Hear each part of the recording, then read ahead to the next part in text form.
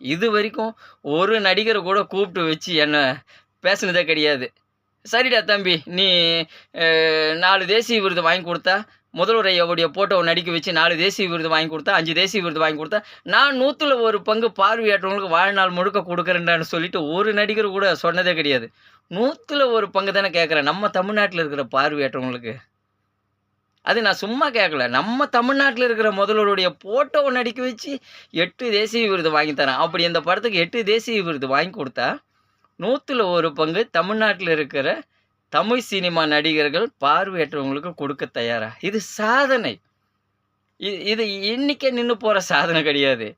இது நான் விதை விதைச்சிருக்கேன். இது வந்து விதை. இந்த டைரக்டர் ஏ.எம். சந்துரு விதை விதைச்சிருக்கேன். இது வந்து விதை. பார்வையற்றவர்களுக்காக இந்த டைரக்டர் ஏ.எம். சந்துரு விதை விதைச்சிருக்கேன். ஒரே ஒரு நடிகர் முன்னாடி வந்து சொன்னா போதுங்க. முன்னாடி வந்து ஒரு சவால் விட்டா போதும். டேய் சந்துரு தம்பி, நீ முதல்வர் ஐயாவுடைய ஃபோட்டோ நடிக்க வச்சு ரஜினிகாந்த் சார், கமலஹாசன் சாருடைய ஃபோட்டோ நடிக்க வச்சு 8 தேசிய விருது வாங்கிட்டு வா. அப்படி இந்த படத்துக்கு 8 தேசிய விருது வாங்கிட்டு வந்தா, நாங்க தமிழ் சினிமாவுல இருக்கிற ஒட்டுமொத்த நடிகர்களும் தமிழ்நாட்டுல இருக்கிற பார்வையற்றவங்களுக்கு தன்னுடைய சம்பளத்துல 100ல 1 பங்கு வாழ்நாள் முழுக்க குடுக்குறேன்டான்னு சொல்லிட்டு, ஒரு நடிகர முன்னாடி நின்னு சொல்லுங்க. நல்ல விஷயம் தானே! அந்த பார்வையற்றவங்க வாழ்நாள் முழுக்க அ சாப்பாட்டுக்கு கஷ்டம் இல்லாம சந்தோஷமா இருப்பாங்க. நிம்மதியா தூங்குவாங்க.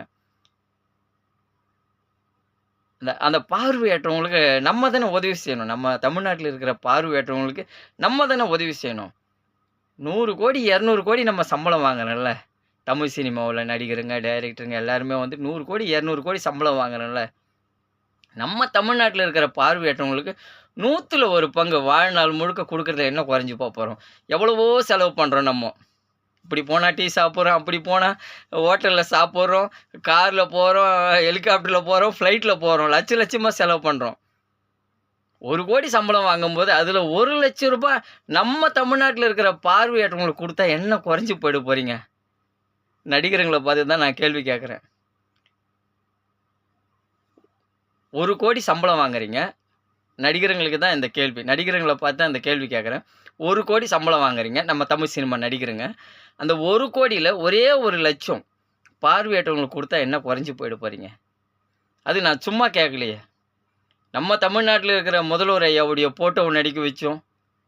ரஜினிகாந்த் சார், கமலஹாசன் சாருடைய ஃபோட்டோவ நடிக்க வச்சு 8 தேசிய விருது வாங்கி தரேன். அப்படி இந்த படத்துக்கு 8 தேசிய விருது வாங்கி குடுத்தா, தமிழ் சினிமாவுல இருக்கிற ஒட்டுமொத்த நடிகர்களும் 100ல 1 பங்கு தன்னுடைய சம்பளத்துல பார்வையற்றவங்களுக்கு குடுக்க தயாரான்னு சொல்லி கேட்டுருக்கேன். இது வந்து சாதனை.